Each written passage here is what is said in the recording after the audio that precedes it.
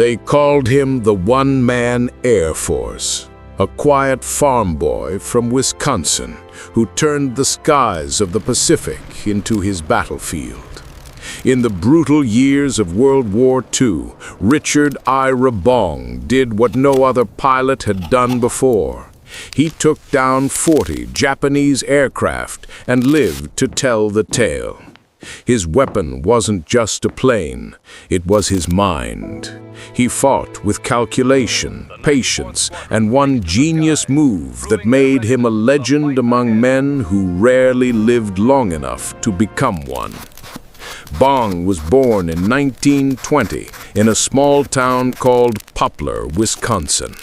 The son of a Swedish immigrant farmer, he grew up working the fields and staring at the sky, watching mail planes streak overhead like silver arrows. While other kids dreamed of the big city, Richard dreamed of altitude. He built model airplanes, studied flight manuals he could barely afford, and practiced precision in everything, from hunting to driving tractors. That discipline became his secret weapon. When America entered the war, Army Air Corps Aviation Cadet Program joined, he was a natural from the start. Instructors said he flew like he'd been born in the cockpit. His aircraft of choice would become the Lockheed P-38 Lightning, a twin-engine monster that screamed through the clouds faster than any Zero could follow. Its two booms and central cockpit gave it a look unlike anything else in the sky, and in Bong's hands, it became a scalpel. In 1942, the young lieutenant arrived in the South Pacific. He found himself at a raw airstrip in New Guinea, surrounded by mud, malaria, and constant danger. Japanese fighters dominated the skies. The jungle below was littered with wrecks of Allied planes and broken men who never made it home. Bong watched, learned, and quietly built his plan. He realized that the pilots who survived weren't the wild ones, they were the patient ones. And when his time came to fight, he wouldn't gamble, he'd calculate. When his first encounter arrived, it was chaos. 3 Japanese Zeros diving from above, machine guns blazing. Bong stayed level. He let them come closer.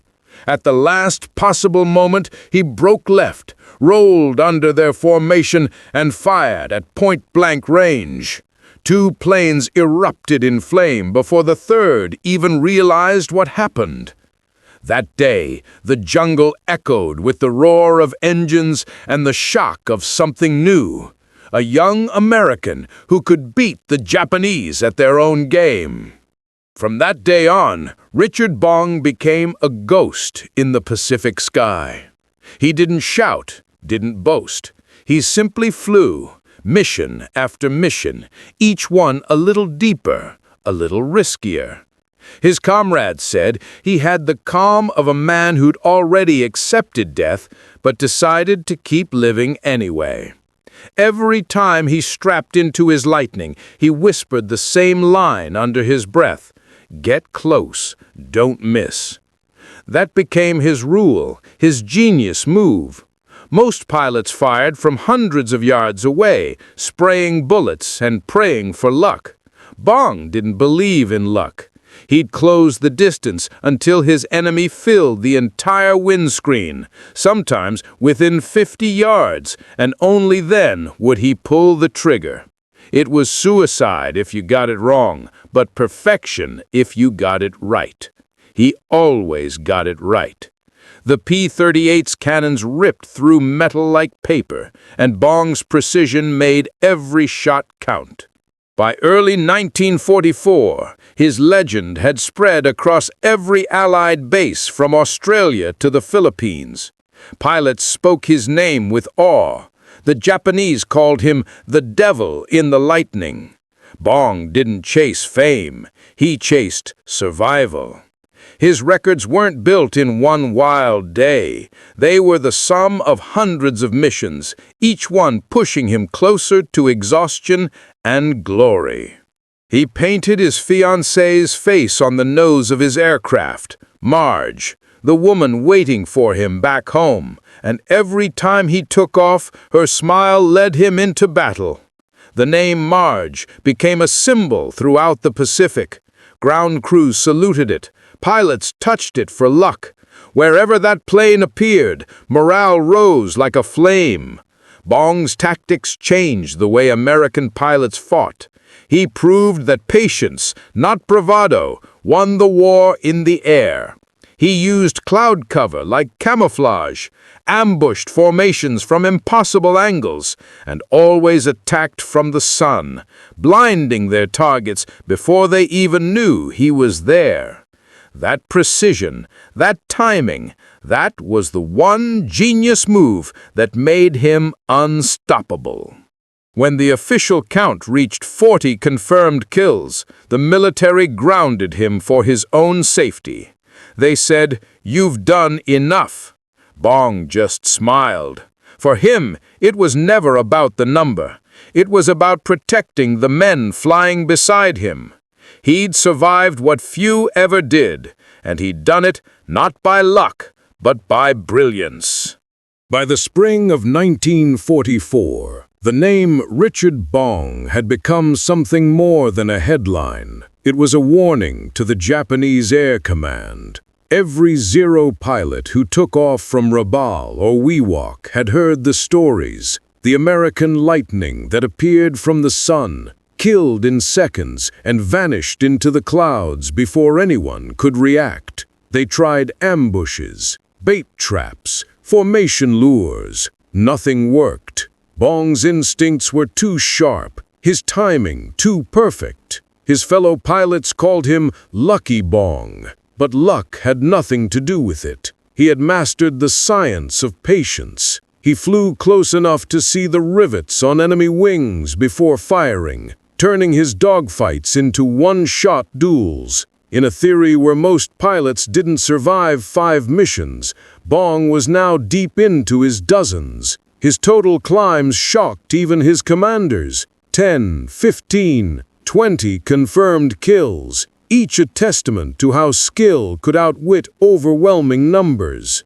The pressure around him grew with every mission. Commanders begged him to take a break. Reporters wanted interviews, but Bong stayed quiet. He'd returned from sorties covered in oil and smoke, his P-38 Marge leaking fuel, holes in its wings, and just shrug. His only words, "She flies better with scars." His fame wasn't just among Americans. Even the Japanese began broadcasting his name over radio frequencies to demoralize Allied pilots. Yet Bong never saw himself as a hero. He once told a fellow pilot, "The only secret is getting home alive." His comrades said he had a strange calm about him, as if he could see the outcome before the battle began. Then came one of the most dangerous days of the Pacific War, the Battle of the Bismarck Sea. Japanese bombers were racing to attack Allied convoys, and Bong led a small formation to intercept.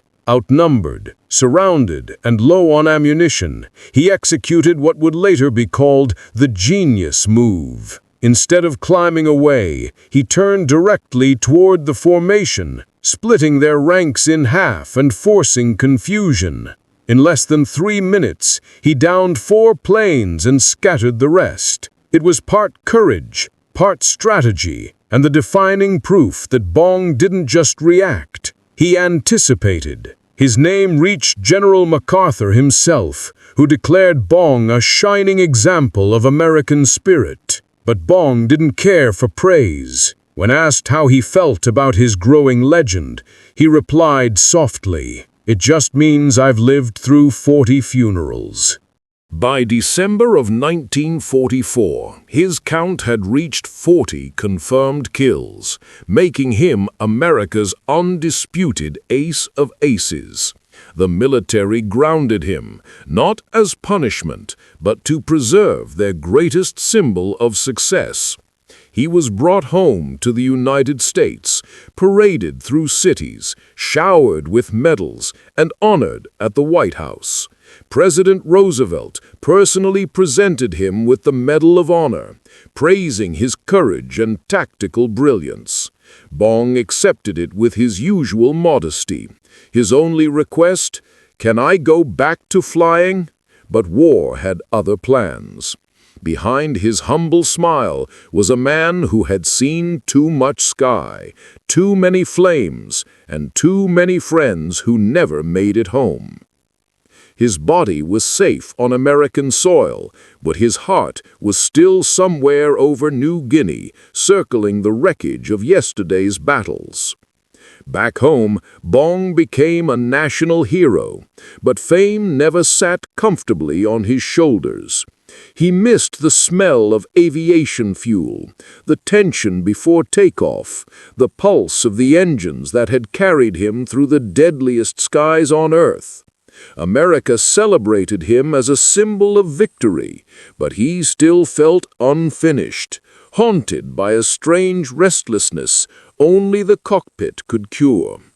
In early 1945, he accepted a new role as a test pilot for the Air Force, helping introduce a revolutionary aircraft, the P-80 Shooting Star, America's first operational jet fighter.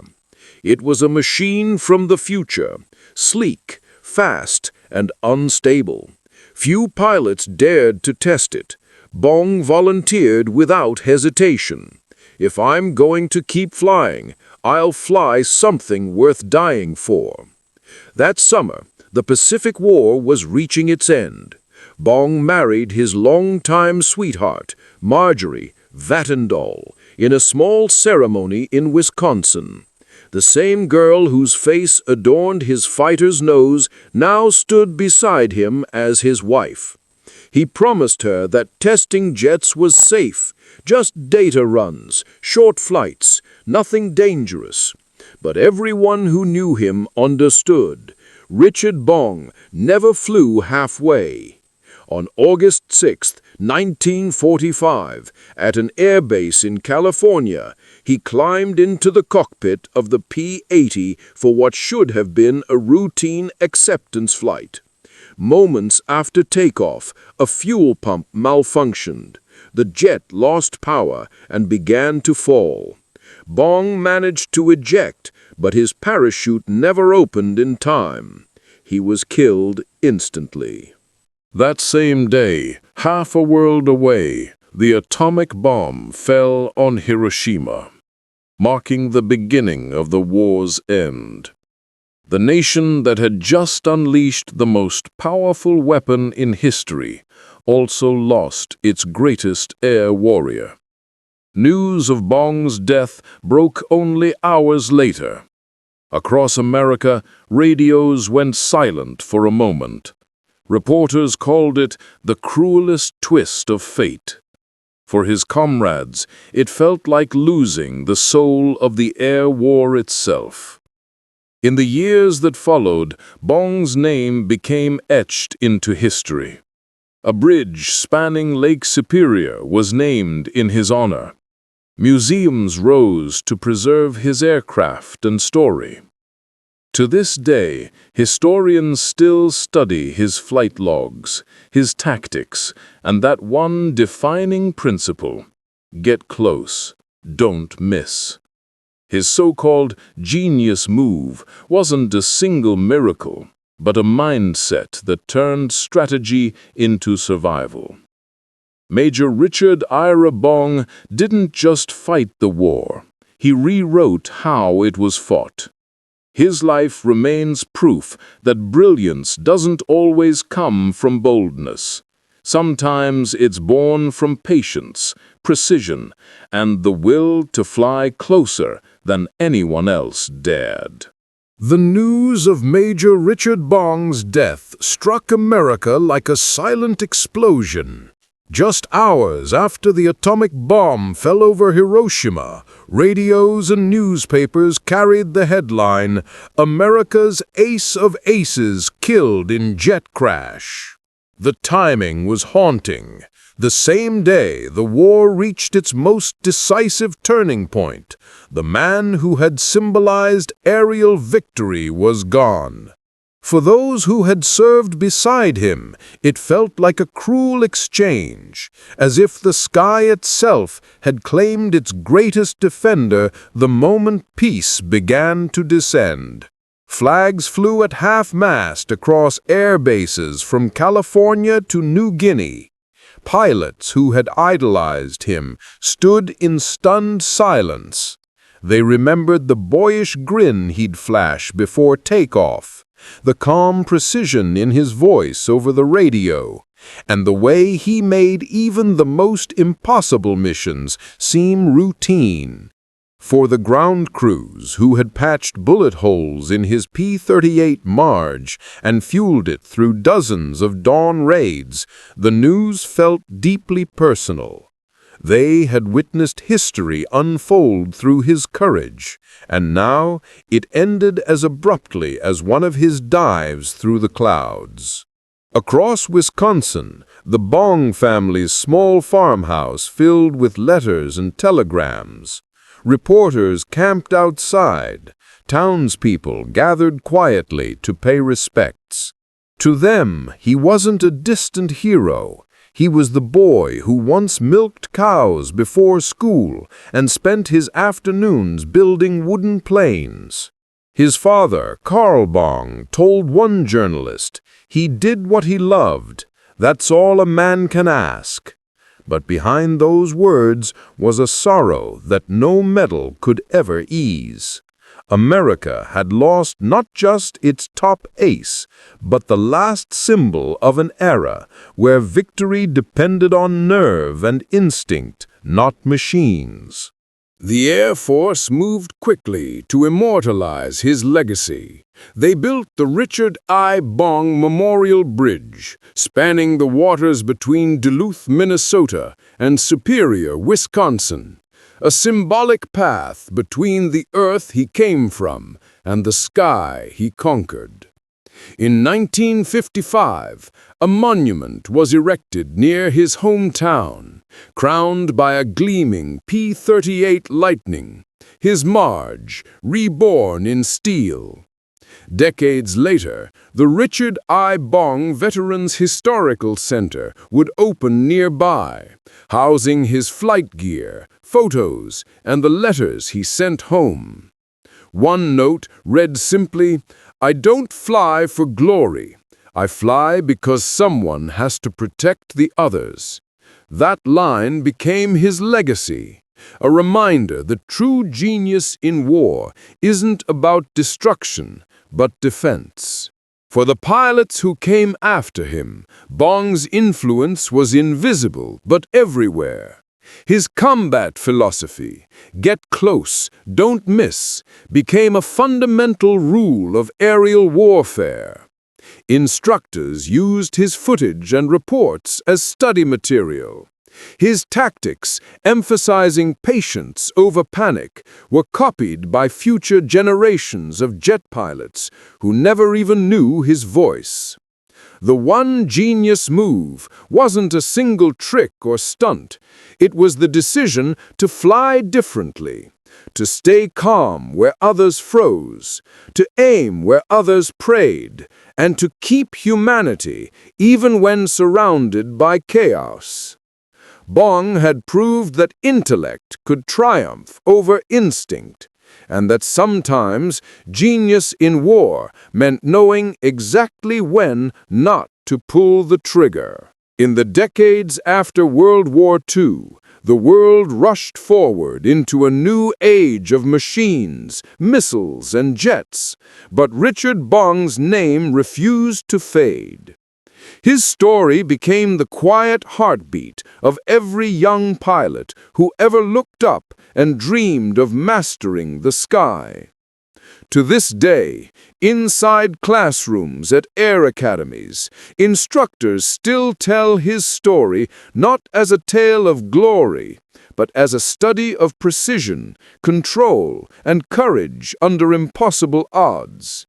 They play the grainy black and white footage of his lightning taking off from dusty runways in New Guinea, and students watch in awe, realizing that everything they know about aerial tactics began with men like him. His philosophy influenced countless doctrines: the balance between patience and aggression, between intellect and instinct. He was proof that war wasn't only about firepower. It was about the mind steering the machine. Historians often debate what made Bong unique. Was it reflexes, skill, divine luck? But those who knew him said it was something simpler: humility. He never considered himself invincible. He treated every mission as if it could be his last, and respected the men on both sides of the fight. That humility allowed him to keep his focus where others let ego cloud their vision.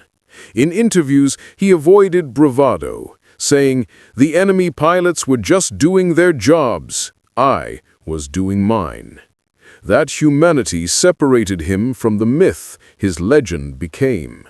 While propaganda posters turned him into a symbol of American air power, Bong himself remained the same quiet farm boy who once said flying was the closest thing to freedom a man can feel. As technology evolved, his achievements became even more impressive. Modern analysts calculated that his 40 confirmed kills, achieved in less than 2 years, were statistically almost impossible without the help of radar or missiles. In pure skill, he outperformed even the best jet aces that followed. Yet Bong never saw himself as a hero. In one of his final letters home, he wrote, "Heroes are the ones who didn't come back." That line still echoes across every hall where his name is honored. His story reminds people that even in a war defined by destruction, there were men who fought not for power, but for precision, for the art of flying itself. Every year, when veterans gather under the steel wings of his restored P-38, they tell the story again. How one man stood against 40 enemies in a war that consumed millions, and how he did it not with rage or arrogance, but with one calm, calculated genius move, to get closer than anyone else dared, and to never, ever miss. Every generation of fighter pilots has its legends, but few left a blueprint like Richard Bong. His genius move wasn't born from a single miracle in the sky. It was born from discipline repeated thousands of times. Bong understood something most pilots never dared to. Air combat wasn't just about bravery. It was about geometry. To him, every engagement was a moving equation: speed, distance, altitude, sunlight, timing. While other pilots chased adrenaline, Bong studied angles. He'd position his P-38 Lightning above or behind enemy formations, waiting for that one fraction of a second where physics favored him, not chance. He didn't waste bullets or fuel. Every burst had purpose. When debriefed after missions, his reports were so precise that they read like engineering notes. Dove from 8,000 feet, lead plane broke left, corrected 3 degrees, fired 40 rounds. His control was surgical, almost unnerving. One comrade recalled, "He didn't fight for glory. He fought like a man solving a problem in midair." The secret to Bong's success lay in restraint. In an era defined by chaos, he practiced calm. He avoided panic turns, never followed bait, and refused to chase a fleeing target into danger. He used the P-38's twin engines as shields, outclimbing his enemies when cornered and diving only when victory was certain. When visibility failed, he trusted instinct over instruments. In a storm of bullets, he could read the sky the way a chess master reads a board, predicting, anticipating, always 3 moves ahead. His patience became legendary. Japanese pilots often reported seeing a lightning holding distance, refusing to engage, then striking suddenly and vanishing into cloud cover. That ghost-like precision terrified them. Historians later called it situational dominance. Bong just called it common sense.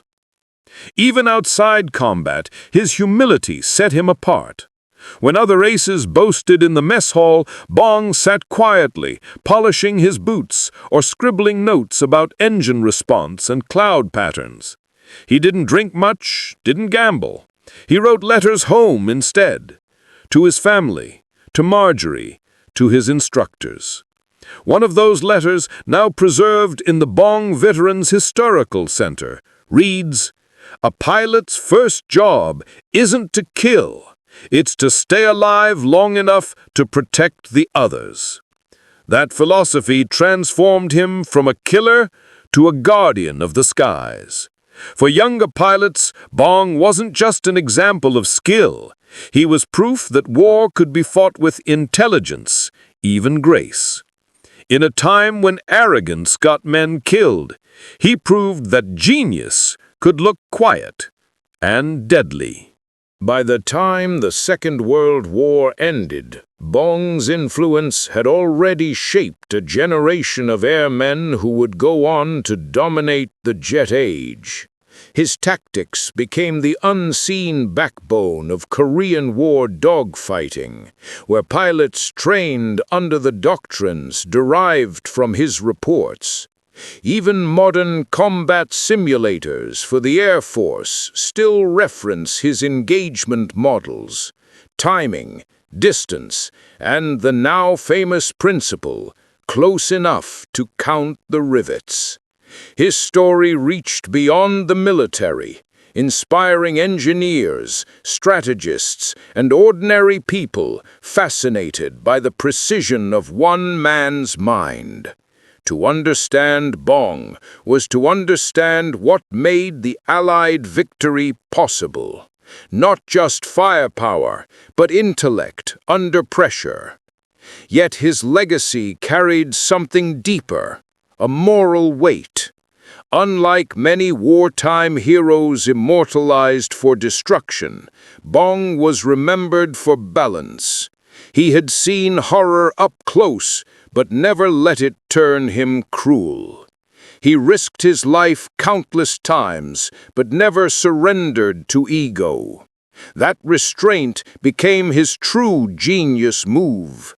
It's why historians compare him not just to other aces, but to philosophers of warfare, men who fought with their conscience intact. Every photo of him, standing beside his aircraft with that calm, almost boyish expression, tells the same story. Power controlled by purpose. At air shows and military ceremonies today, when his name is read aloud, there's always a pause, a silence that feels almost sacred. Because Bong's story isn't only about victory, it's about discipline in the face of chaos. He proved that one man, guided by intelligence and moral clarity, could alter the course of history without ever becoming consumed by it. When young pilots ask what made him different, instructors still answer with 3 simple words. He got closer, not just in distance, but in understanding of his aircraft, his enemy, and himself. In the end, Major Richard Ira Bong remains more than America's ace of aces. He is the embodiment of what happens when genius meets duty, When a farm boy from Wisconsin turns the impossible into routine and transforms the art of flying into the science of survival. The years rolled on, but Richard Bong's name never drifted away with time. In the decades after the war, when America entered the jet age and then the space race, his photograph still hung in classrooms, flight schools, and mess halls. To young aviators stepping into cockpits far faster and deadlier than his old P-38 Lightning, Bong remained the symbol of what true mastery looked like. It wasn't his record that inspired them, it was his discipline. Long after radar and missiles took over the skies, his methods continued to be studied by engineers and tacticians who realized that precision and patience still beat technology.